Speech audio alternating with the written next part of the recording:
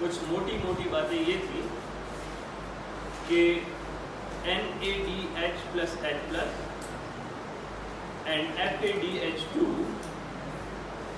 जब ये Krebs cycle में आते हैं, क्रेब्स साइकिल से प्रोड्यूस होते हैं, तो इसके बाद ये कहाँ जाते हैं? ये इलेक्ट्रॉन ट्रांसपोर्ट चेन में जाते हैं। जब ये इलेक्ट्रॉन ट्रांसपोर्ट चेन में जाते हैं तो वहाँ पर हमारे पास कुछ लेवल्स थे। किस ऑर्गेनेल में जाते हैं? किस ऑर्गेनेल में जाते हैं? माइटोकॉन्ड्रिया में जाते हैं। और माइटोकॉन्ड्रिया की दो मेम्ब्रेन्स कल हम लोगों ने बनाई थी, एक इनर थी और एक आउटर थी। Inner mitochondrial membrane, outer mitochondrial membrane, और इसके दरमियान में जो स्पेस थी वो थी क्या? Mitochondrial space. अंदर वाली को कहते थे मैट्रिक्स, और इन होल्डिंग्स को क्या कहते हैं? क्रिस्टल।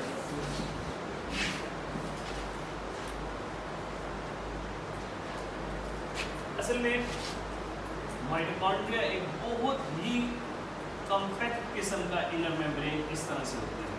अगर आप इसका ओरिजिनल डायग्राम देखें ना तो ये बहुत कॉम्पैक्ट होते हैं ये इनर मेम्ब्रेन। ये बिल्कुल इस तरह से कि जैसे आप दो कपड़े लें और एक रुमाल के अंदर दूसरा रुमाल इस तरह से कॉम्पैक्टली फोल्ड करके रख दें। इनकी फोल्डिंग्स डिपेंड करती है उस ऑर्गन के एनर्जी लेवल के ऊपर, उसके रेस्पिरेटरी लेवल के ऊपर, और नंबर ऑफ माइटोकॉन्ड्रिया भी इंक्रीज या डिक्रीज होते हैं organ to organ. Like heart के अंदर ज़्यादा होते हैं और लिवर के अंदर कम होते हैं। लाइक मसल सेल के अंदर ज़्यादा होते हैं क्योंकि मसल्स को हर टाइम पे एनर्जी चाहिए और वो ज़्यादा से ज़्यादा, तो मसल का जो सेल होगा वो रिच इन माइटोकॉन्ड्रिया होगा। तो कल ये माइटोकॉन्ड्रिया हम लोगों ने देखा, हम लोग क्या पढ़ रहे थे? Electron transport chain. तो हम लोगों ने देखा कि कुछ स्ट्रक्चर्स थे जो कि इनर माइटोकॉन्ड्रियल मेम्ब्रेन के अंदर एम्बेड हुए थे, एम्बेडेड थे। एक इधर था, एक इधर था, एक इधर था, एक इधर था। तो कितने स्ट्रक्चर्स हम लोगों ने देखे थे? 5। एक का नाम है कॉम्प्लेक्स 1, कॉम्प्लेक्स 2, 3, कॉम्प्लेक्स 4, कॉम्प्लेक्स। तो मैंने आप लोगों से कहा था कि जो माइटोकॉन्ड्रिया के अंदर क्रेब्स साइकिल हो रहा है उसमें से निकलने वाला NADH+ इधर से आएगा, तो ये कॉम्प्लेक्स 1 के साथ बाइंड करके इसको अपना इलेक्ट्रॉन देगा कॉम्प्लेक्स 1 को, और FAD कॉम्प्लेक्स 2 के साथ आके बाइंड करेगा और ये बन जाएगा FAD। और यहाँ पर से जो इलेक्ट्रॉन निकलेगा, इसका इलेक्ट्रॉन और इसका इलेक्ट्रॉन कौन सा कोएंजाइम लेकर जाएगा? कोएंजाइम Q, कायदे-आज़म लेकर जाएगा। तो कायदे-आज़म जब ये लेकर जाएगा तो कहाँ लेकर जाएगा? 3 में। इस 3 के अंदर फिर जब ये इलेक्ट्रॉन आ जाता है तो फिर ये कौन सा एंजाइम आगे लेकर जाएगा? इसको कौन सा कहिए? Cytochrome C। साइटोक्रोम C जब इसको लेकर जाएगा कॉम्प्लेक्स 4 की तरफ, तो कॉम्प्लेक्स 4 में क्या होगा? एक रिएक्शन होगा जिसमें कि एक अदद ऑक्सीजन आएगी, यहाँ से प्रोटॉन और इलेक्ट्रॉन को एक्सेप्ट करके यहाँ पर बना देगा वाटर। अभी हम लोग कॉम्प्लेक्स 5 की तरफ नहीं गए थे, तो यही हमारी समरी थी। कल हम लोगों ने यही पढ़ा था। अगर मैं इसको थोड़ा सा माइटोकॉन्ड्रिया से निकाल कर दिखा दूँ आप लोगों को, ताकि कल ना आए हुए बच्चे भी थोड़ा सा अपने ज़हन के अंदर डाल लें कि क्या हुआ था। वो ऐसे था कि ये 4 किस्म के कॉम्प्लेक्सेस होते हैं जो कि माइटोकॉन्ड्रिया की इनर मेम्ब्रेन के अंदर एम्बेडेड होते हैं। ये है कॉम्प्लेक्स 1, ये है कॉम्प्लेक्स 2, ये है कॉम्प्लेक्स 3, ये है कॉम्प्लेक्स 4। तो यहाँ पर NAD आता है, यानी वो वाला NAD जो कि रिड्यूस हुआ था, जिसको हाइड्रोजन मिले हुए थे, वो यहाँ पर आया क्रिप्स साइकिल से और यहाँ पर आके ऑक्सीडाइज हो गया, और इसका जो इलेक्ट्रॉन था वो आगे गया कोएंजाइम Q लेकर। कोएंजाइम Q असल में इनर मेम्ब्रेन के अंदर इस तरह से डिफ्यूज होता रहता है, अंदर ही घूमता रहता है, ये कैरियर है, ये मोबाइल होता है, and it is extremely lipophilic.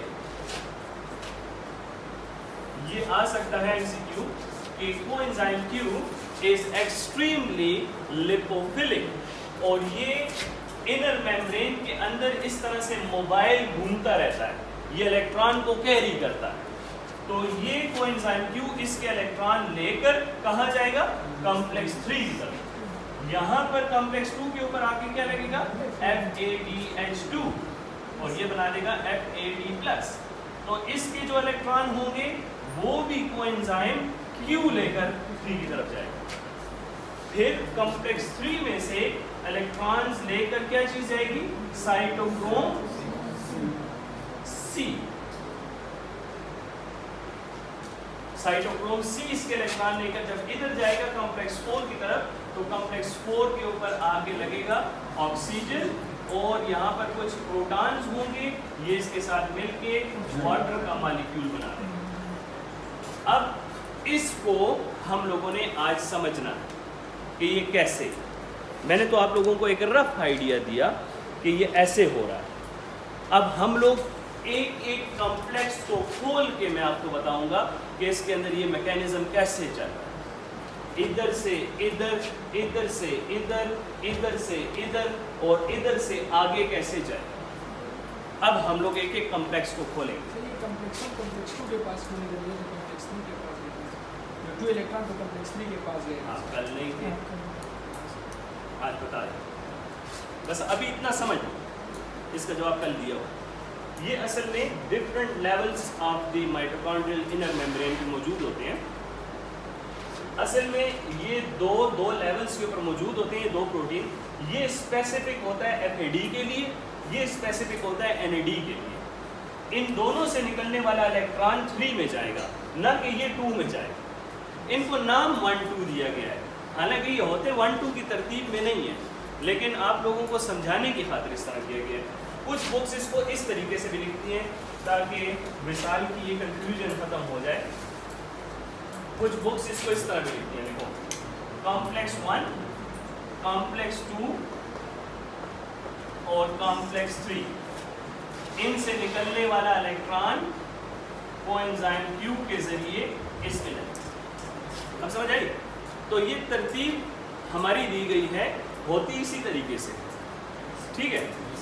अच्छा, अब जो लोग कल मौजूद थे उनके लिए आज का लेक्चर समझना आसान हो जाए, ठीक है। और जो लोग नहीं थे वो मेरी YouTube के ऊपर 3 वीडियोस मौजूद हैं, पहले वो देख लें, उसके बाद आज का लेक्चर भी रिकॉर्डेड है, इसको भी दोबारा जाके देख सकते हैं। तो हम लोग स्टार्ट करते हैं, स्टेप बाय स्टेप मेरी बातों को समझते जाएं। कल वाले सारे स्टेप क्लियर, सारी बात दोबारा रिपीट हो चुकी है। आज मैं एक एक स्टेप को बड़ी तरतीब के साथ आपको बता रहा हूँ। ये जो कॉम्प्लेक्सेस का लफ्ज मैं इस्तेमाल कर रहा हूँ, complex 1, complex 2, complex 3, complex 4, actually ये कॉम्प्लेक्स ऑफ प्रोटीन है, मॉलिक्यूल्स हैं। ये बहुत सारी चीज़ें आपस में मिल के जुड़ के एक कॉम्प्लेक्स बनी हुई है। ये एक चीज़ नहीं है, ये एक डोमेन नहीं है, ये प्रोटीन के डिफरेंट मॉलिक्यूल्स मिल के एक कॉम्प्लेक्स स्ट्रक्चर बने हुए हैं। इनके क्या क्या नाम हैं और इनके अंदर क्या क्या होता है वो मैं लिख लेता हूँ, आप लोग वैसे ही नोट कर लें, ठीक है। तो कॉम्प्लेक्स 1 का नाम है NADH, NADH, coenzyme Q,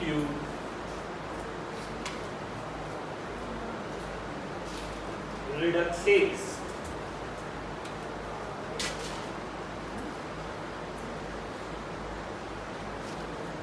NADH coenzyme Q reductase, ये कॉम्प्लेक्स 1 का नाम है।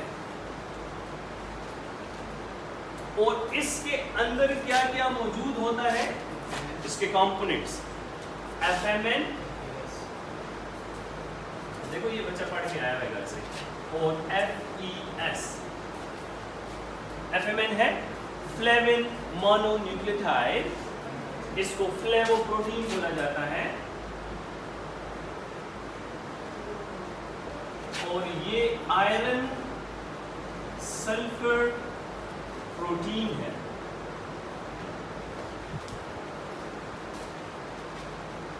जिसकी कंपोजिशन मैं आपको बता रहा हूं हर एक चीज की। तो कॉम्प्लेक्स 1 असल में कहलाता है NADH कोएंजाइम Q रिडक्टेज। क्यों? NADH आया, कोएंजाइम Q लेकर उसको गया, रिडक्टेज एंजाइम है। असल में ये रिडक्टेज का लफ्ज होता है ऑक्सीडो रिडक्टेज। ऑक्सीडेशन रिडक्शन जानते हैं आप लोग? ऑक्सीडेशन किसे बोलते हैं? 3 स्टेप्स हैं। Addition of oxygen is called oxidation, removal of hydrogen is called oxidation. Reduction क्या है? एडिशन ऑफ हाइड्रोजन और रिमूवल ऑफ ऑक्सीजन।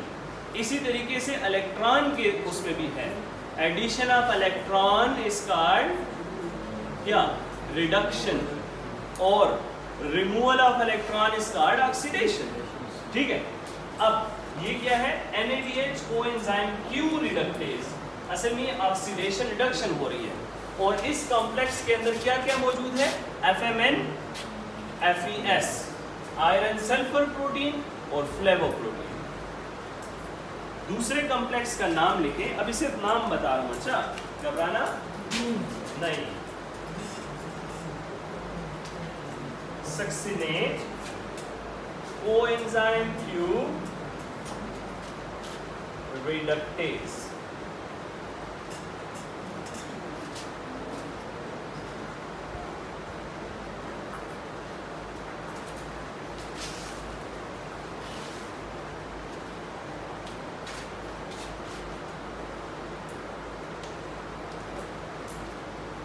इसके अंदर क्या क्या मौजूद होता है?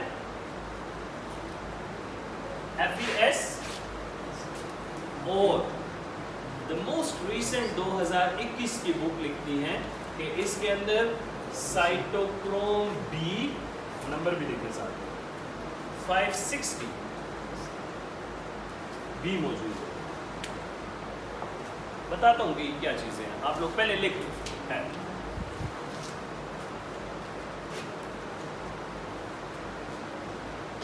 कंपोजिशंस बता रहा हूं। फिर है कॉम्प्लेक्स C। कॉम्प्लेक्स C का नाम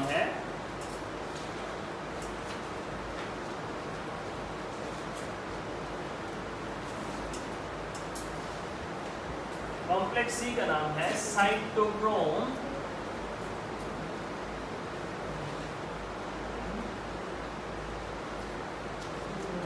C, coenzyme Q, oxido reductase.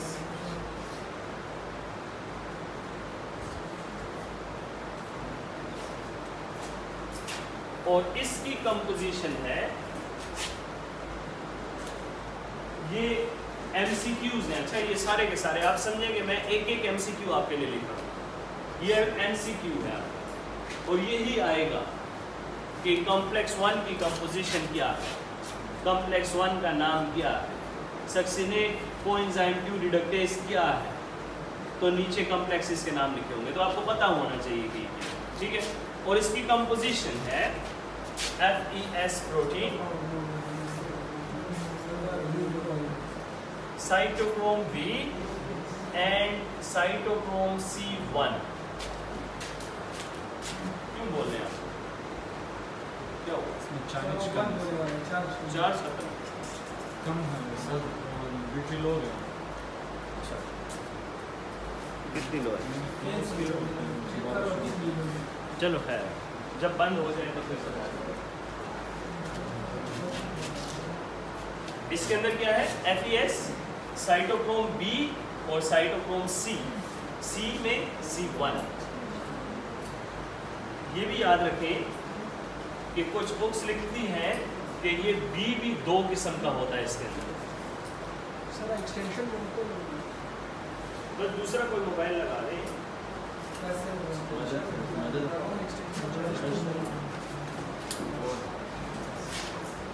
बस खामोशी से करो जो भी कर रहे हो। अगर आप लोग ज़्यादा क्यूरियस हो तो लिख लें साथ में कि इसके अंदर जो साइटोक्रोम B है वो भी 2 टाइप्स का होता है, 562 और 566। लेकिन अगर आप सिर्फ साइटोक्रोम B भी लिखें तो आपके लेवल तक बोथ है। लेकिन अगर आप अपने लेवल से बड़ी अच्छी बात लिखना चाहते हैं, जो द मोस्ट रिसेंट चीज़ है वो यही है। ये आप लोगों ने ज़ुबानी याद करने हैं। अच्छा, ये आप लोगों के याद करने की बात है, इसलिए मैं इसको लगा रहा हूँ इधर, लिख रहा हूँ इधर, ताकि कोई किसी किस्म की गलती गुंजाइश न रहे। और कॉम्प्लेक्स 4 का नाम है साइटोक्रोम ऑक्सीडेज। इसका नाम है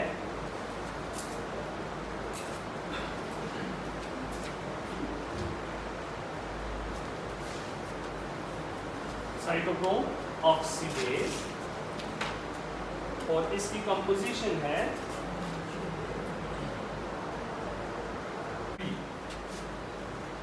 बट इसके अंदर आयरन और कॉपर इस सूरत में।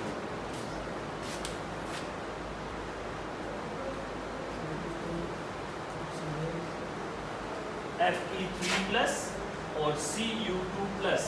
तो ये MCQ आता है कि कॉम्प्लेक्स 4 के अंदर जो कि साइटोक्रोम ऑक्सीडेज है, इसके अंदर साइटोक्रोम A और A3 कौन कौन से एलिमेंट्स के साथ बाइंड होता है? तो आयरन एंड कॉपर दोनों है।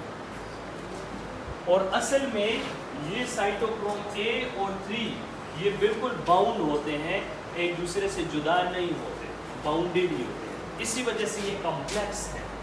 Complex 1, complex 2, complex 3, complex 4। ठीक है। और अगर हम लोग कॉम्प्लेक्स 5 की बात करें तो उसको हम लोग बोलते हैं ATP सिंथेज, ATP बनाने वाला, ATP बनाने वाला। और इसके 2 कंपोनेंट होते हैं FO और F1। इसको F0 नहीं बोलना, F0 नहीं बोलना, ये FO है। O क्यों है ये बता दूंगा। अच्छा, FO। ओके, ये तो एक स्केच जो कि ये समझेंगे, ये मैंने आप लोगों को एक 10 MCQ बता दिए हैं। ये तो आप लोगों ने याद रखने हैं।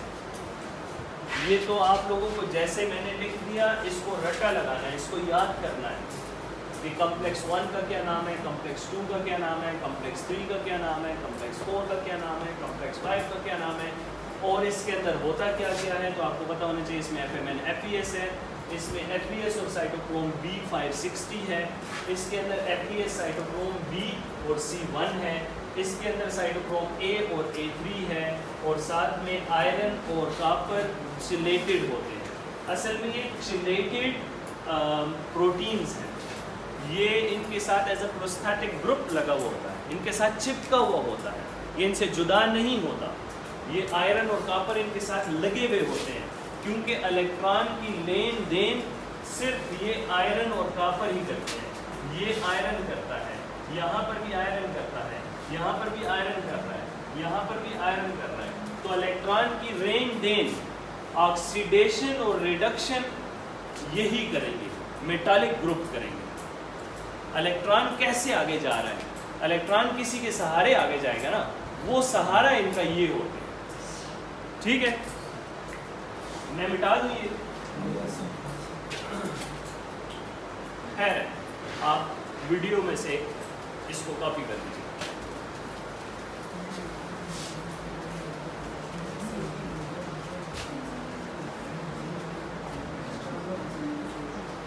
अब हम लोग थोड़ी थोड़ी डिटेल में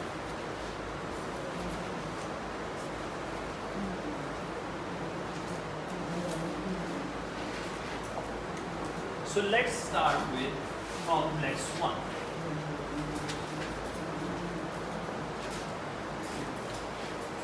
कल हम लोगों ने कॉम्प्लेक्स 1 में क्या देखा था?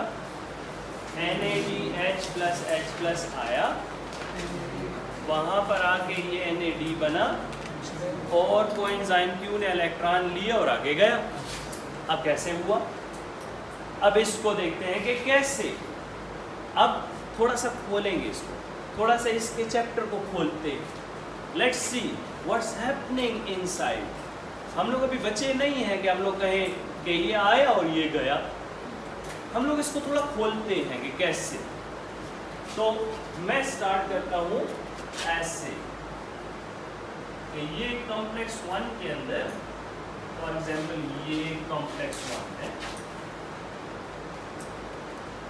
ये कॉम्प्लेक्स 1, यहाँ पर NADH प्लस H प्लस आया और ये ऑक्सीडाइज हुआ इस तरह। ये रिड्यूस्ड फॉर्म है, ये ऑक्सीडाइज्ड फॉर्म है। अगर किसी को समझ नहीं आती तो वो लिख ले साथ में ताकि भूले ना, कल को ना भूले आप। ये रिड्यूस्ड क्यों है? क्योंकि एडिशन ऑफ हाइड्रोजन हुई हुई है। ये ऑक्सीडाइज क्यों है? कि इसने अपना हाइड्रोजन किसी को दे दिया है, दे दिया।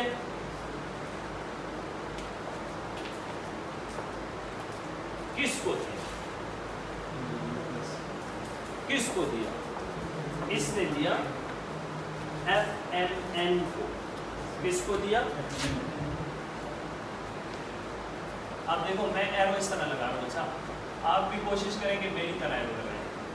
FMN आया और FMNH2 बन गया। देख रहे हो इधर? समझ आ रही है? तो मैंने को इस तरह कर रहा हूँ, यहाँ से आया, इसको दिया, यहाँ से गया। तो मैंने को इन दोनों को क्रॉस में लगा रहा हूँ। अच्छा, ताकि क्रॉस करें, इंटरसेक्ट करें एक दूसरे को। अच्छा, यानी मैं इस तरह से कर रहा हूँ। देखो ये इधर से आ रहा है और ये इधर से ले रहा है। अच्छा, ताकि आप लोगों को समझ आए कि कहाँ से आके कहाँ जा रहा है। तो ये एक FMN एक प्रोटीन था जिसने इसका हाइड्रोजन ले लिया, कॉम्प्लेक्स 1 के अंदर खींच लिया। FMN एक कॉम्प्लेक्स था, NAD आया तो इसने इस तरह पकड़ लिया। जब इसने पकड़ा तो ये किस हालत में था? ये ऑक्सीडाइज्ड हालत में था। और जब ले लिया तो किस हालत में आ गया? तो देखें इसका नाम रिडक्टेज लिखा हुआ है ना, ऑक्सीडो रिडक्टेज। तो इसमें होती यही है बस, ऑक्सीडेशन रिडक्शन, ऑक्सीडेशन रिडक्शन हो रही है। ठीक है।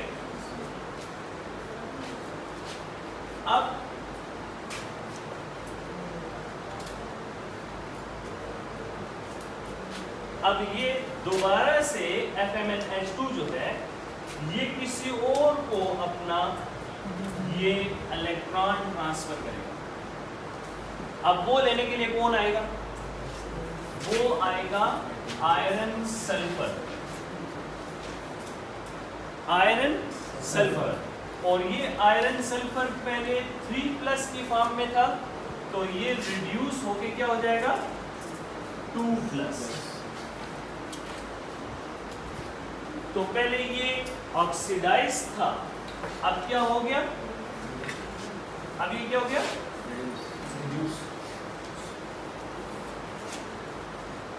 बस लेने देने की बात है।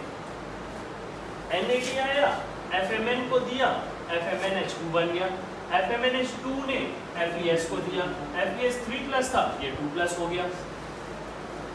अब जाके आप घर में 2+ की केमिस्ट्री पढ़ लीजिएगा कि क्यों होता है।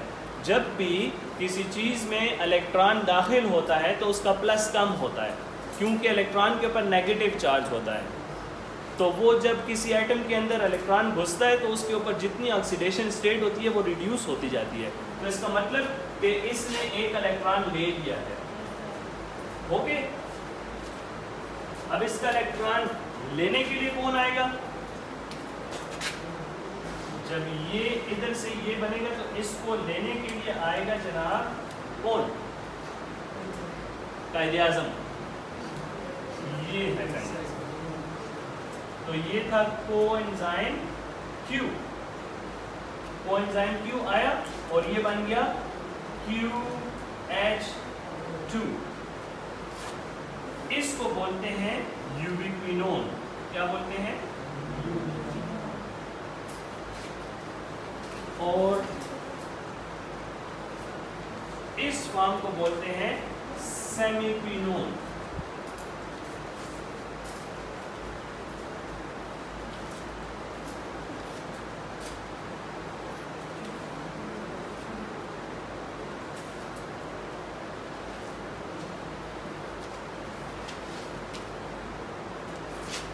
कल मैंने एक बात की थी, अब मैं यहाँ पर ये बात हो रहा हूँ। जब यहाँ से ये इनर मेम्ब्रेन मैट्रिक्स से NAD आता है तो कॉम्प्लेक्स के इनर मेम्ब्रेन से पेरी माइटोकॉन्ड्रियल स्पेस के अंदर कुछ जा रहा होता है, कॉम्प्लेक्स 1 से बाहर। मैंने आपसे क्या कहा कि क्या जा रहा होता है? एक अदद प्रोटॉन। तो ये वाला जो प्रोटॉन है, जो हाइड्रोजन है, in the form of proton यहाँ पर इन पेरी माइटोकॉन्ड्रियल स्पेस में आके जमा हो जाता है। अगर ये इनर है तो ये प्रोटॉन यहाँ पर आके 2 प्रोटॉन मिल गए। 2 प्रोटॉन कहाँ आ गए? यहाँ। यानी माइटोकॉन्ड्रिया की इनर मेम्ब्रेन और आउटर मेम्ब्रेन जो थी, ये जो था, ये हम इधर साथ में बनाते जाते हैं। ये मैट्रिक्स है, ये पेरी माइटोकॉन्ड्रियल स्पेस है, ये कॉम्प्लेक्स 1 है और पहले 2 हाइड्रोजन हम यहाँ पर निकाल रहे हैं। ये देखो निकल रहा है प्रोटॉन। यानी एक NAD ने हमें 2 प्रोटॉन इधर दे दिए हैं। अब कोएंजाइम Q जो है ये इलेक्ट्रॉन आगे लेकर जा रहा है, ये सेमीक्विनोन आगे इलेक्ट्रॉन लेकर जा रहा है।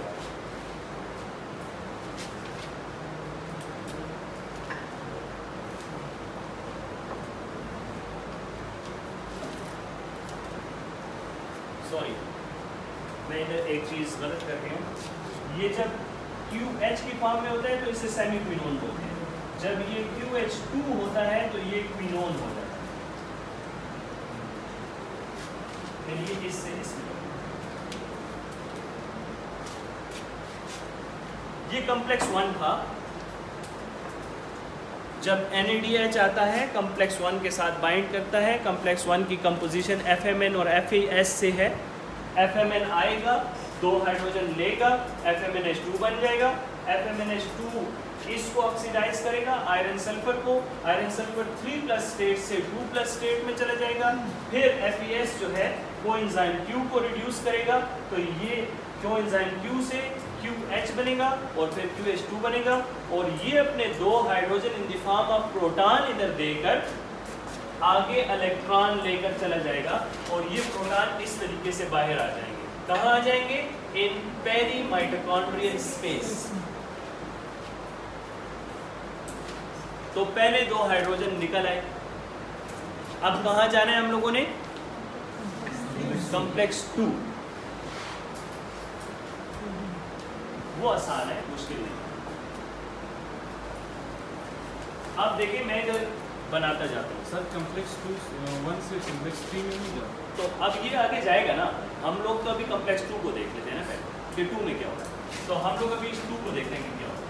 मैं 3 की तरफ डायरेक्टली भी जा सकता हूँ, लेकिन चल इन तरतीब से जाते हैं ना। सही। तो ये 2 है, ये 1 है। अब 2 को देखते हैं। पहले में 2 हाइड्रोजन निकले। ये बहुत इंपॉर्टेंट बात है जो आप लोगों ने याद रखनी है कि complex 1 is able to pump out 2 proton from NADH upon entry। ठीक है, तो पहले 2 प्रोटॉन बाहर निकले और ये साइकिल ऑफ रिएक्शन। ओके, अब मैं सिर्फ ये मिटाऊंगा और यहाँ पर लिख दूंगा कॉम्प्लेक्स 2, ये बना रहे। अच्छा,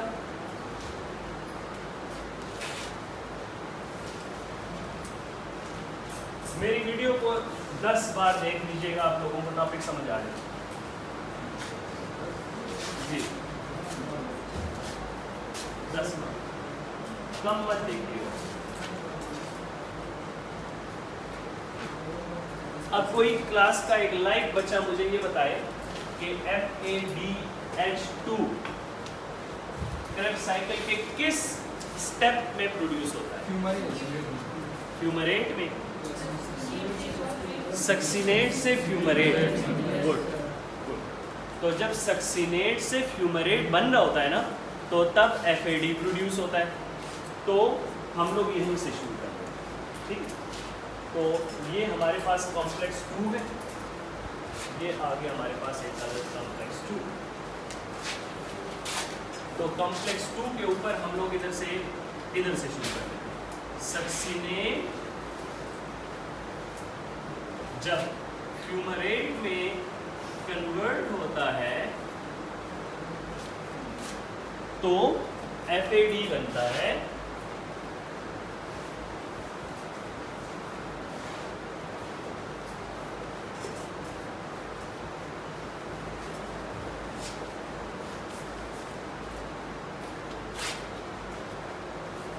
और FAD अभी आगे जाकर रिड्यूस करेगा कॉम्प्लेक्स 2 को। तो कॉम्प्लेक्स 2 में बहुत आसान है।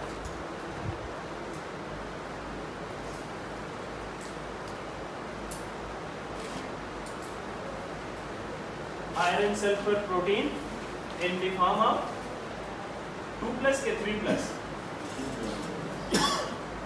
ऑक्सीडाइज्ड फॉर्म है 3+। इससे आगे ये देगा क्या?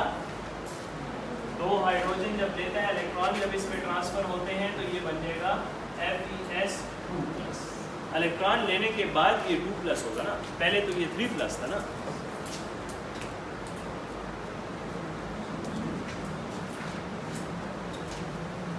और फिर इसी को इधर रिवर्स करें और दूसरा रिएक्शन, इसको लेने के लिए कौन सा आएगा? कायदे आज़म। तो कोएंजाइम Q आया और कोएंजाइम QH2 बना।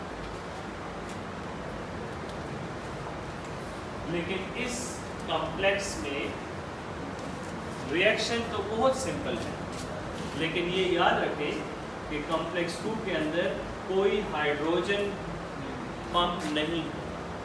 तो इसमें मैं यहाँ पर पंपिंग नहीं देख रहा, इधर कोई पंपिंग नहीं हो रही। कॉम्प्लेक्स 2 के अंदर प्रोटॉन पंप नहीं है, ये पेरी मेम्ब्रेन में प्रोटॉन को पंप नहीं करता। अब ये Q यहाँ से और कॉम्प्लेक्स 1 से, इन दोनों से जो Q निकले थे वो कहाँ चल पड़ेंगे?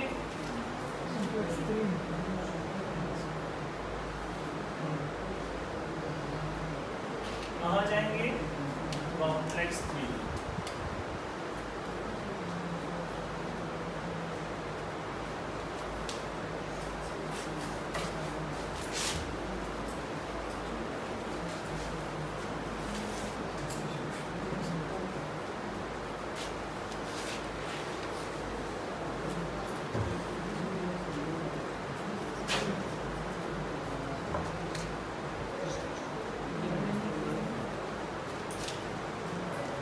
कॉम्प्लेक्स 3।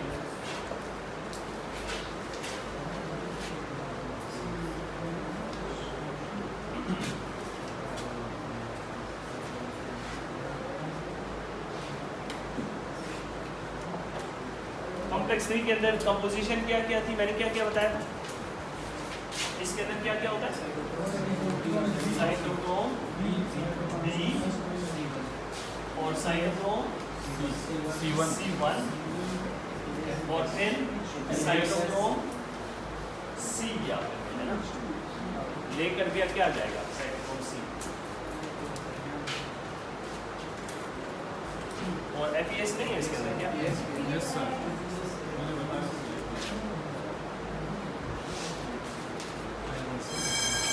तो थीम अब आप लोगों को समझ आ गई है रिएक्शन की। रिएक्शन की थीम को समझे।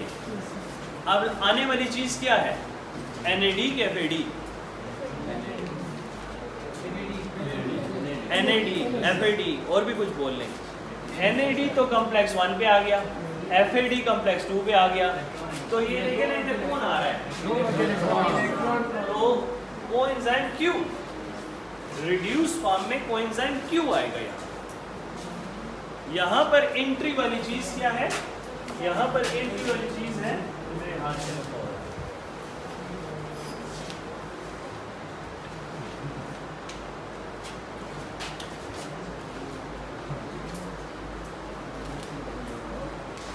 यहाँ पर एंट्री करेगा क्या? QH2 और ये क्या बन जाएगा? Q। लेकिन लेगा कौन? वही रिएक्शंस है, बस सिर्फ इसको समझे। पहले आएगा आयरन सल्फर प्रोटीन, तो FeS कितने प्लस हो? 1, 2 और 3, और क्या बन जाएगा? 2 प्लस। 3 प्लस आया और क्या बन गया? 2 प्लस। इसको रिड्यूस करेगा क्या? Cytochrome B।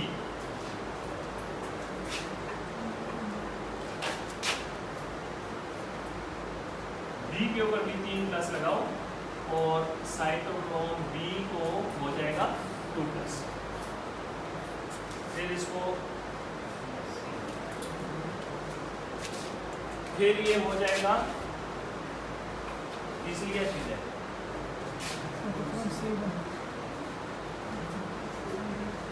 और ये हो जाएगा साइटोक्रोम।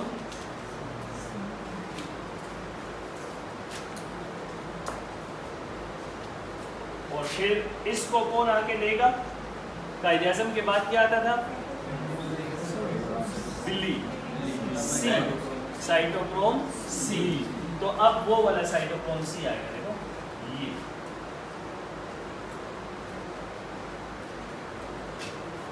ठीक है, और ये बन जाएगा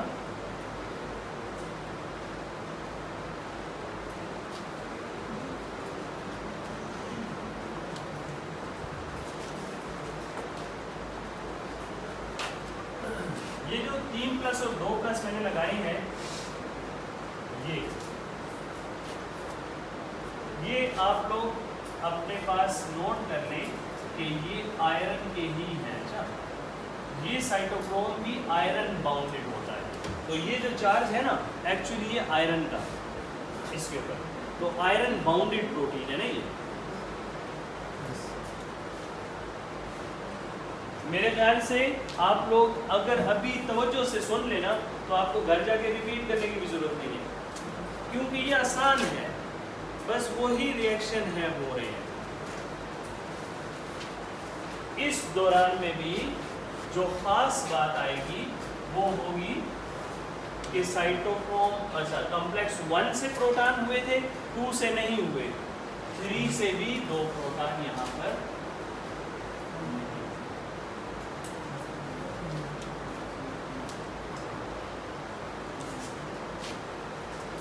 तो ये साथ में लिखते जाए। अच्छा, ये है ऑक्सीडाइज, ये है रिड्यूस, ये है ऑक्सीडाइज, ये है रिड्यूस, ये है ऑक्सीडाइज, ये है रिड्यूस, ये है ऑक्सीडाइज और ये है रिड्यूस, ताकि आपको पता लगे कि कौन सा रिएक्शन में कहाँ इलेक्ट्रॉन आ रहा है और कहाँ जा रहा है।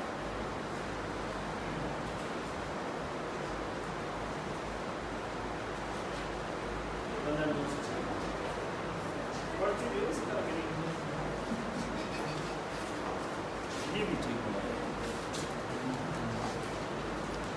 ये भी बहुत अच्छे बनाया। ठीक है बच्चे, तो कॉम्प्लेक्स 1 और कॉम्प्लेक्स 3 में प्रोटॉन बाहर निकल रहे हैं।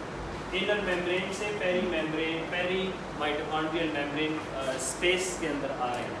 तो इसका मतलब है कि माइटोकॉन्ड्रिया फूल रहा है, हाइड्रोजन इसकी साइडों के ऊपर आ रहे हैं। अब हम लोग आते हैं कॉम्प्लेक्स 4 की तरफ और फिर मैं इस चीज़ को वाइंड अप करूँगा। तसल्ली रखें, आज छुट्टी नहीं है।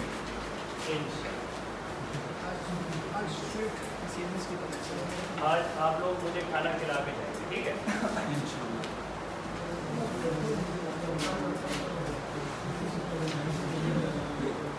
सारे अगर 1,000 रुपये भी डाल लें तो अच्छा खाना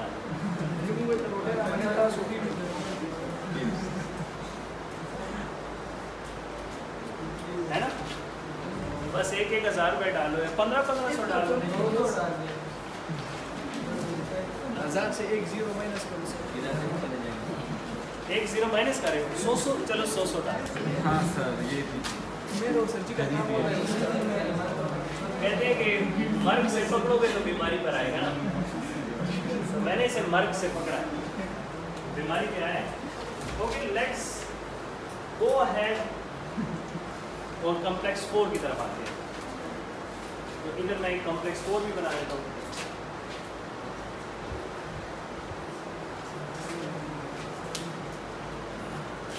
तो देखें उधर जो जो काम चलता जा रहा है इधर मैं लिखता जा रहा हूँ, ठीक है? तो ये यहाँ से अब क्या चीज़ जा रही है कॉम्प्लेक्स 4 की तरफ? बिल्ली। बिल्ली क्या थी? अब इधर क्या आएगा? रिएक्शन कहाँ से शुरू होगा?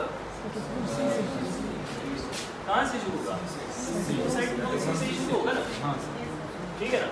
तो साइटोक्रोम सी इधर आया ऑक्सीडाइज फॉर्म में और ये हो गया साइटोक्रोम,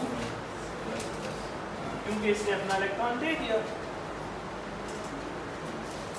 और ये 2 प्लस किस चीज के? किस चीज के? आयरन। और ये 3 प्लस किस चीज के? आयरन।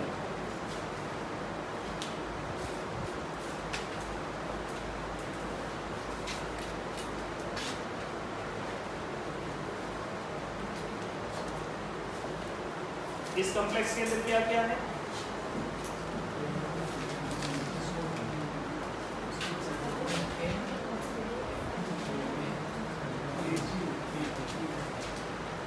A और A3 है।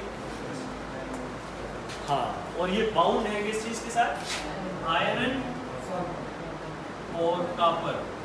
स्टेट क्या है आयरन की? 3 प्लस और कॉपर की 2 प्लस। अच्छा, तो मैं इधर ज्यादा कॉम्प्लेक्स नहीं कर रहा, आप लोगों की आसानी की खातिर A और A3 को एज ए कॉम्प्लेक्स ही लिखा, ठीक है? और साथ में नीचे आयरन 3 प्लस और कॉपर 2 प्लस लिख देता हूँ। और ये किस में ऑक्सीडाइज हो जाएगा? साइटोक्रोम A और A3, और ये हो जाएंगे Fe2 प्लस और कॉपर क्या हो जाएगा? 2 था तो क्या हो जाएगा? 1 प्लस।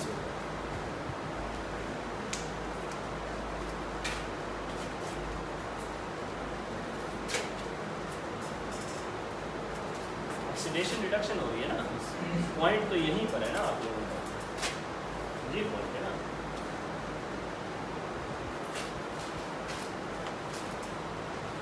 समझ आइए, इस पॉइंट की समझ आ रही है कि मैंने क्या किया? अब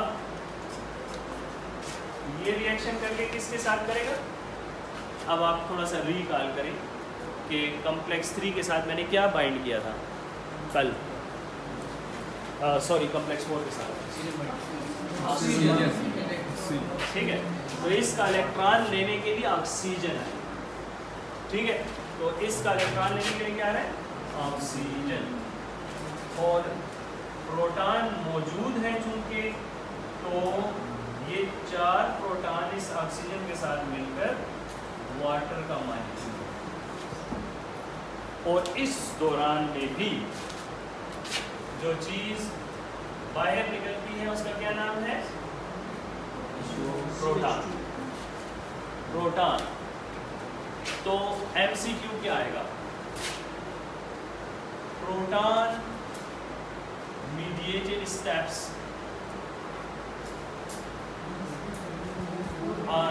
complex 1, complex 3, and not the 2. Not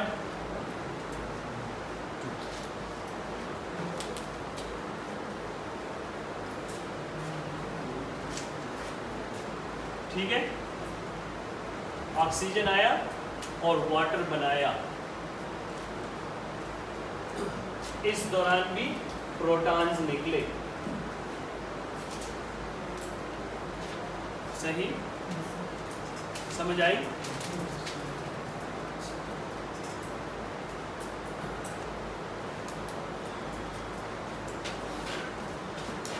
अब कल मैंने एक आखिरी कॉम्प्लेक्स भी बनाया जिसका नाम था कॉम्प्लेक्स 5। अब बारी है कॉम्प्लेक्स 5। तो complex 5 is the easiest step. Complex 5 ऐसी चीज है कि ये एक टरबाइन है जो हवा से चलता है, और विंड टरबाइन क्या करता है, हवाओं से चलाती है, और अल्टीमेटली क्या निकल रही होती है, बिजली। बिजली कैसे पैदा होती है, हवा से। टरबाइन कभी आपने देखा है? ये विंड टरबाइन ऐसे होता है, ये तो ये इस तरह से चल रहा होता है, और ये चलता है और नीचे बिजली पैदा हो रही होती है। तो इसके चलने से बिजली कैसे पैदा हो रही होती है, अंदर इंजन लगा होता है ना। तो कॉम्प्लेक्स 5 ऐसी ही चीज है। कॉम्प्लेक्स 5 जो होता है उसके दो पार्ट्स होते हैं, एक को बोलते हैं F0 और दूसरे को बोलते हैं FO, और एक होता है, ठीक है। ये जो है ये इस तरीके से घूमता है,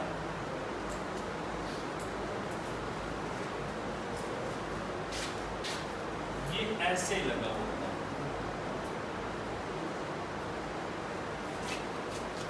तो यहां से ये जो हाइड्रोजन प्रोटॉन की फॉर्म में इधर भरे जा रहे हैं ना,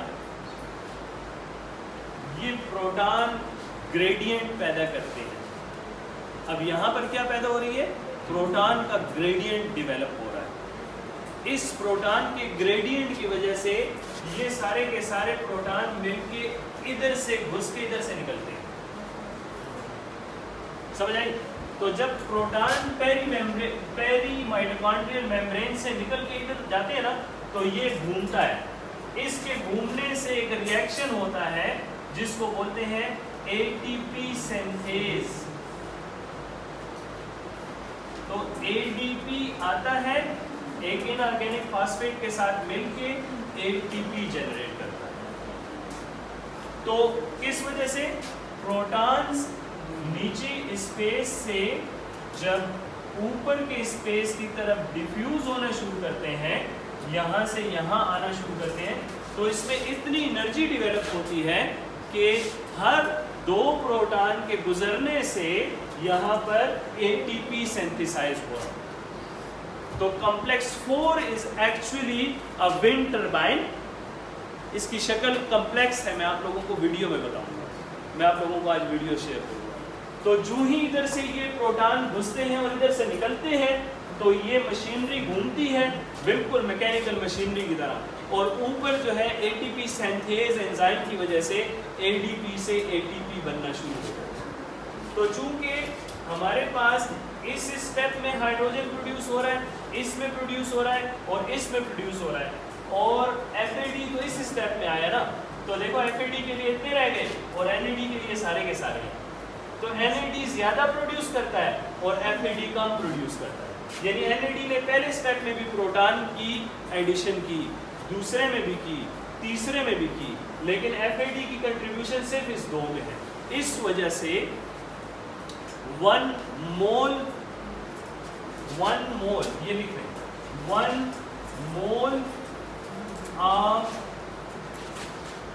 NADH plus H plus produces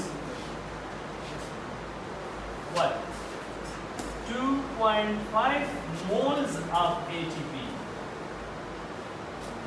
and vice versa. FAD के लिए क्या होगा 1.5. असल में ये 1 और 2 ATP नहीं होते, ये 2.5 moles of ATP होते हैं. यानी 1 mole of NADH 2.5 moles of ATP बना रहे होते हैं. असली बात ये है कि कॉम्प्लेक्स 1 से लेके कॉम्प्लेक्स 4 तक जो हाइड्रोजन जनरेशन है और जिसकी ज्यादा वो है इनपुट है उसकी उतनी आउटपुट हो, और चूंकि F2 की कम इनपुट है इस वजह से F2 का ATP भी कम ATP प्रोड्यूस कर. तो रिकॉर्डिंग मैंने इसीलिए की है कि lecture is the most difficult one. इसके बाद कोई इतना मुश्किल लेक्चर नहीं है. ठीक है, तो इसको आप घर में जाके बार बार देखें, अच्छी से अच्छी किताब पढ़ें, यही सारी बात होगी, इससे आगे पीछे कुछ भी नहीं. ठीक है, जो बुक अब आप दुनिया की देख सकते हैं देखें, इससे ज़्यादा कुछ नहीं हो. इसके अंदर जितनी फाउंडेशन वाली बातें हैं वो मैं आप लोगों को आज व्हाट्सएप ग्रुप के अंदर शेयर करूँगा. कुछ खूबसूरत पिक्चर्स जो कि मैं नहीं ड्रा कर सकता, कुछ इनहिबिटर्स, वो चीज़ें जो कि पॉइजन हैं और जो हमारे कॉम्प्लेक्सेस के साथ बाइंड करके हमारे इलेक्ट्रॉन ट्रांसपोर्ट चेन को तोड़ सकती हैं, जिसकी वजह से डेथ काज हो सकती है. मैं हर वो चीज़ भी आपको लिस्ट में बता दूँगा. इनहिबिटर्स बताऊँगा, इसके रिएक्शंस बताऊँगा, इसकी वीडियोस बताऊँगा, ताकि आप लोग अपने ज़हन के अंदर इसका एक इमेज डेवलप करें कि इलेक्ट्रॉन ट्रांसपोर्ट चेन क्या है. Last but not the least one, इस कॉम्प्लेक्स 5 का नाम जो मैंने EPC लिखा था ना, तो उसके साथ मैंने नीचे कुछ और भी लिखा था, ऑक्सीडेटिव फॉस्फोराइलेशन. तो actually complex 5 is oxidative phosphorylation.